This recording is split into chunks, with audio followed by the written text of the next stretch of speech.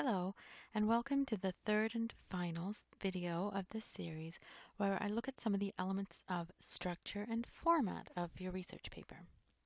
Now, in terms of your timeline, this video covers stages 6 through 9 from outlining to writing your draft and creating your finished paper, and it can take anywhere from 10 to 15 hours to complete. So you're probably going to do this over the last sort of week of your process. So after you've read and taken notes on your readings, you're ready to create an outline.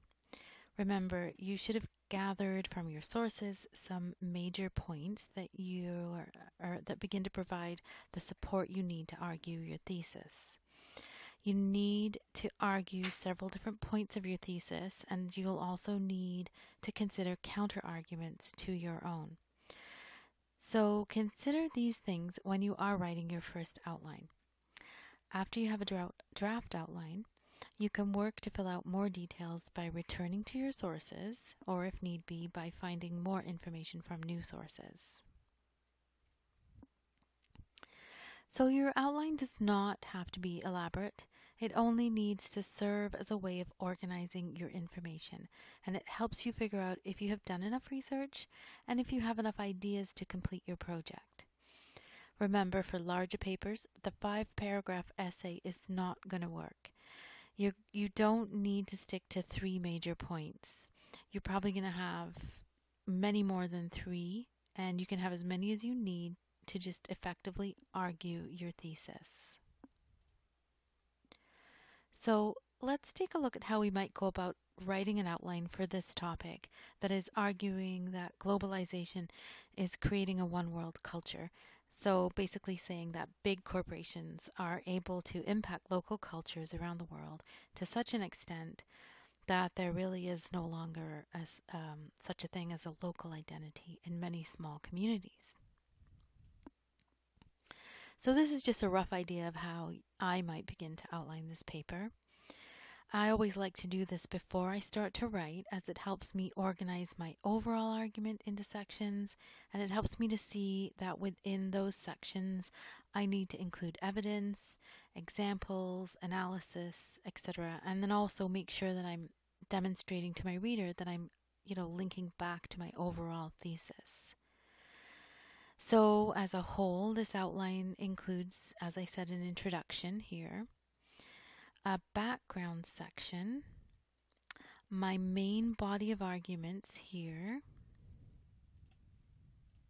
right here, the counter argument section, and a conclusion.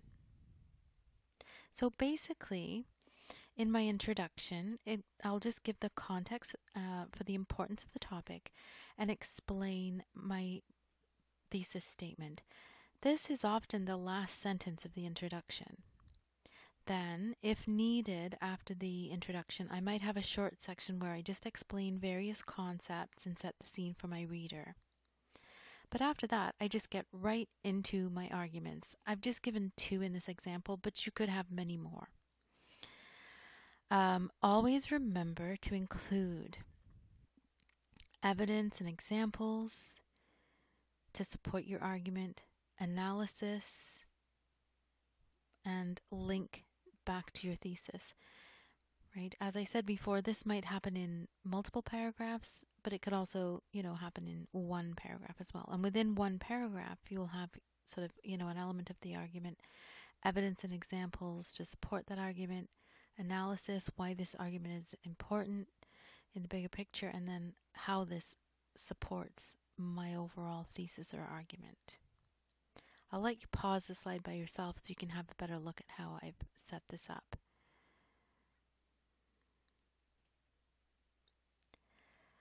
After you've created your outline, though, begin to fill it in, and using point form is okay.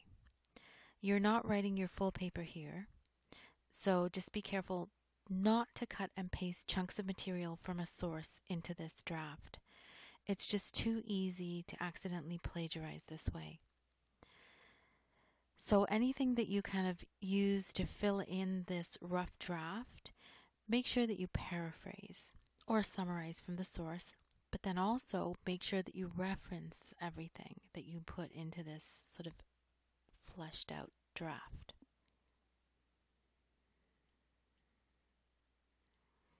Once you've fleshed out your outline, you should be able to write your draft using these notes. So you should be able to write your draft version of your paper basically from this outline that's filled in with all of these notes, summarize information from your sources, and often you don't even need to have the sources open in front of you. You should have maybe put enough information into this draft outline that from that you can start to write your first rough draft of your paper.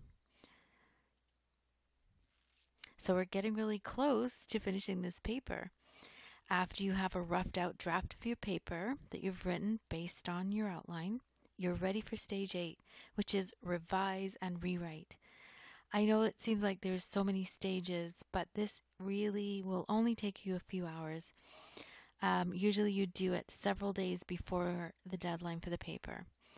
Sometimes I kind of leave a few days between that first draft paper and my revise and rewrite stage.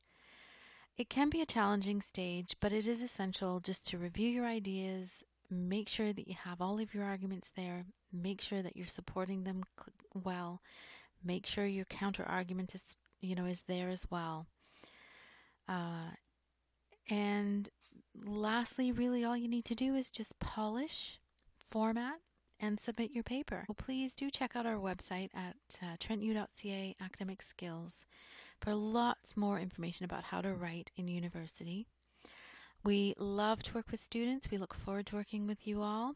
9 and 4, I believe, or 9 and 3. And to book an appointment, just go to www.trentu.ca/SEP. Good luck with your papers.